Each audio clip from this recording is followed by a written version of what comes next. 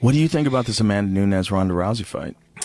Amanda's dude. She's a beast. She's badass. She is badass. I mean, I would feel more comfortable if she was coming back against Misha or even a rematch against Holly, but Amanda scares me, dude. Before Holly knocked out Ronda, I had said that I just thought Holly Holm needed more fights in the UFC, like more people to know who she is. I'm like, I go, and I think Amanda Nunes is a more dangerous fight because Amanda Nunes is a black belt in jiu-jitsu. Yep. And she hits fucking hard, man. She looks like she hits like a dude. Yeah, she hits so much harder than most of the women in that division. She's super aggressive. She's got shorter arms, and she looks like she can crank. You know, this whole cyborg thing, you know, everybody wants Cyborg to fight in the UFC, and, you know, they're trying to set up a fight. I would like Ronda. Cyborg to fight Nunes. Yeah, I was just thinking that. Like, that'd if be a much Nunes better could fight in my pack eyes. on some weight. So the thing about Cyborg is she struggles to get to 40. Yeah. Like, she's so drained. Is there a weight class above that? There should be. There should be a 145. Yeah, or even a 150. They should just give her the title at 145. Who is denying that she's the toughest 145-pound woman on the planet? Who's denying that? Yeah, There's no one. I think there's a shit ton of fights waiting to happen at 145, 150 even. When Victor has a whole 145-pound division, a bunch of them were messaging me. They were tweeting at me after we were talking about bringing. Is Victor's still around? Yeah, the UFC owns it. They do. Of course they do. I think they own part of it or something, or it's on Fight Pass or something along those lines. But yeah, man, she's a destroyer. You know, Cyborg is a destroyer. Yeah, she's so terrifying. Watch the way she attacks these chicks. Like, that's the 145-pound world champion. And she looks like Mickey Rourke. So I think she's a little prettier than Mickey Rourke, bro. You're being rude. I meant the lips. I can't take this. I can't take this. Yeah. I'm going to tweet to her after and apologize. Apologize now. Because I don't want Cyborg kicking the shit out of me. But what's interesting is I wonder if there's a 55. Is there a 55-pound division to be had? I think maybe I'd go up to 148, 150 at the most, I would say.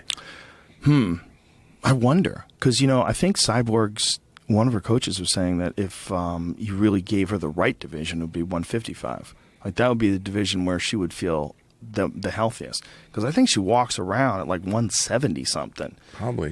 But she's all muscled. You know, it's not like she's not walking around like me. She's walking around all muscle. Yeah, she's yoked. Yeah, but Amanda Nunes is not that big. She's not as big as her. No. So that would be, you know, wouldn't be the wisest fight, because Amanda Nunes is like a legitimate 135-pounder, but she's a 135-pounder that hits like a dude. And she's very solidly built. She's very. It's all very compact. Did you see her fight with Kat Zingano? I did not. Did you see how fucking ferocious Kat Zingano is? Because she had Kat Zingano hurt in the first round, and she was getting beat up, like real bad. The first round was real bad for Kat, and she made it out of that round, and she stopped her in either the second or the third. I can't really remember. See if you can remember that. Or you don't remember it. See, I want to say she stopped her in the third, but it was just this brutal fucking exchange, and she eventually beat Amanda Nunes. Kat Zingano's also knocked out Miesha Tate. People forget about that. Kat Zingano's a beast. What's that? Third round TKO. Third round TKO. So Kat stopped Amanda in third. Yeah, but the first round, dude, she had to survive. She was getting beat the fuck up, and that's all stand up. Well, I think she got cracked in the stand-up, and I think most of it was ground and pound on the ground, if I remember correctly. But Amanda's just, as far as like her punches from the outside, she's got amazing snap. Like, she really knows how to be in the right position, and she drops full, like, snapping punches on girls. Like, she really turns her knuckles over. She knows her distance. Oh, dude, she cracks people. She cracked Sarah McMahon. You see that fight? I did not. Dude. You know, a lot of the times I jump in somewhere right around 3 fights before the main event or 2 fights before the main event. So yeah, you're one of those cool guys. No, I watch the prelims, and then I get fucked up when I have to change a channel because I'm like, where did it go? How am I finding this? You know? Yeah, when you're there live, though, do you go for the whole event? I do. I do get there very early. Yeah, the live event is a different animal, right? Everybody should see a UFC live once. I always try and get your attention, but I'm always on the wrong side of the octagon. Just come over and grab me, man. No, they'll stop me. Sir, you can't go this way. And I'm like, all right. Well, next time, come with me. I'll hook it up. But I see the seats. I see the seats you get for them, and I'm like, "Where are you?" And they're like, "Oh, I'm with Joe." And I'm like, "Fuck, that's a good seat." you could do that. We could do that. Yeah. We'll hook it up. How about Toronto?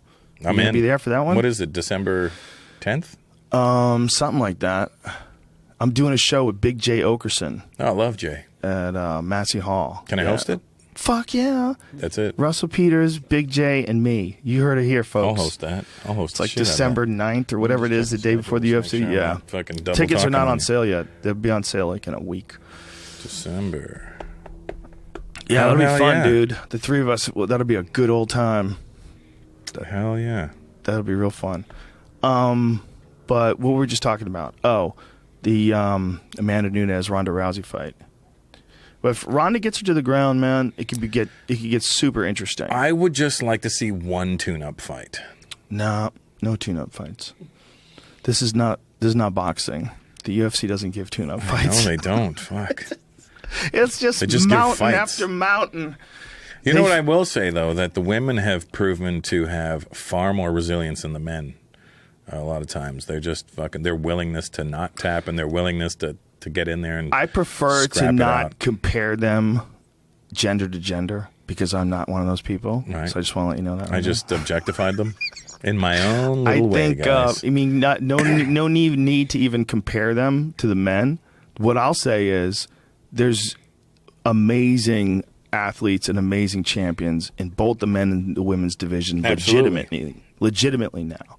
Like there's no denying that there's world-class talent, but there's also no denying that the highest levels of male talent, there's a bigger pool. But that's natural because there's more men that are interested in competing in MMA primarily than a women. male-dominated sport. Yeah, but the women's side is growing, and you're getting a lot of like really high-level Muay Thai fighters, like Valentina Shevchenko, who's a multiple-time world champion, who comes over, and now she's fighting, and she just beat Holly Holm. She beat Holly Holm, and she really like outclassed her with stand-up. Like that was a big aspect to that fight. I did see that, and that was a big shock for me. I thought Holly would outbox her. No, Valentina's nasty, dude. She's got that beautiful check right hook, and she's real sneaky with her leg kicks. She's got excellent timing. Mm-hmm. She's a really dangerous fighter for anybody in that division because if you can't take her to the ground, it's highly unlikely that you're going to stand with her and not get cracked. Mm-hmm. You're gonna start getting real apprehensive about your movements because she throws that beautiful check right hook, or at least she did with Holly. She counters well. Dude, she's just real high-level striker. And if you can't get her to the ground, and even if you can get her to the ground, like she's been working on her ground game, and she's very strong. So there's like that fight right there. Isn't the she Holly due Holm for a fight? title shot, though? Yes. Yeah, she is, I'm sure. She's fighting Misha. No, who the fuck is she fighting? She is fighting Misha, I think. Misha's fighting somebody in Madison. No, Misha's fighting Rochelle Pennington. Oh. Yeah, Raquel Pennington and Misha are fighting In New York? In New York City, yeah. Raquel Pennington's another one. She doesn't get enough respect. She's dangerous, super aggressive, really good timing with her hands. Are you doing particular. those ones? Yeah, the Madison Square Garden one for sure. MSG, New York, and New Year's Eve? Oh yeah. Like for me, like a fight like the Misha Tate Holly Holm fight. That's about as exciting a fight as you're ever going to see. Exciting fight. It's about as exciting a fight as you will ever see. And the fact that there was a round in there where not much was happening, a round or so where not much was happening, where Holly was trying to avoid Misha and was just striking on the outside, that made the ending even more spectacular. Like the lull in that actually made the fight better in the end. Because it looked like Holly was going to cruise to a victory. And out of nowhere. And then Misha dug deep. Woo! But it's one of my all-time favorite moments. Yep. And then fucking Holly did not fuck. She's like, fuck you, I'm not tapping. She went to sleep throwing punches. Oh my god! And it looked like one of those puppets, you know, the one. God, gangster. So gangster. The whole fight, so gangster. And that was on the same card where Nate Diaz beat Conor. Yep. I mean, that was one of the main reasons why I decided to stay doing commentary. That card. Because I was on the fence. I was like, maybe I should just stop doing it and then just devote more time to doing Were other you stuff. offered the Bisping Hendo fight? No, I told him I'm not doing the ones that are overseas. Wow, such a good fight. It was amazing. I enjoyed it. I watched it at home. I watched it here. We watched it here. We did a fight part companion. of you wish you could have been there to commentate that one? Nah. I mean, the fight companions are great, but I'm saying. No. I just think you would have I think added. Brian Stan's awesome. I think Brian Stan's great. He takes a lot of shit from people that just don't like things that are different, or they just pick a side or something like that. But I love his No, commentary. I like Brian. I like Kenny. I like everybody doing Yeah. it. But you're that thing. Yeah, but they could be that thing too. You know who's really good is Dominic Cruz. Dominic Cruz is very good, especially from the technical aspect. And so's Daniel Cormier. Yeah, I do like both of them when they do it for fun. Cormier's also spent so much time doing the behind the desk stuff now that he's gotten real comfortable with expressing himself in like poetic and interesting ways. Like when he's describing fights he gets hyped up about it. He's got great emotion to it. Yeah. It's entertaining as well as Isn't informative. he fighting Anthony soon? Yeah, he's fighting Rumble. Rematch. That's an exciting fight. The Rumble man's coming. He's so scary. He is a very scary He's so fucking guy. scary. I've then seen again- him at the fights just in the audience, and I smiled because I acknowledged, like, hey, man. And he did not fucking smile back. He's a bad motherfucker, that Rumble. But it wasn't like, I hate you. It was just like, fuck you smiling at. No, he's a good guy, man. Yeah. Rumble's a good guy. He's a very good guy. I don't know him like that, but I gave him a smile and a nod, and I got a... It's almost like he's got different kind of bones. Like everybody else has bones that He are made reminds out me of of Bruce Seldon the way he looks. No. Yeah, look like his face. No. I don't know why. I just look at him Really? and I always picture Bruce Seldon. That's weird. Maybe I mean, you're Bruce racist. Seldon was kind of a bum. Are you racist? But no, absolutely. You know I'm a racist. Of course I am. I hate everybody. No, well, Rumble is a unique specimen. It's just so hard to believe that he was a 170 pounder for so long and was killing himself to make that 170. Yeah. Goes up to 205 and is one of the scariest guys ever. Yeah. He's one of the scariest guys of all time. I mean, I don't even know how he made 170. how the fuck did he make 170? I don't know. That's a young man's thing. There's Anthony.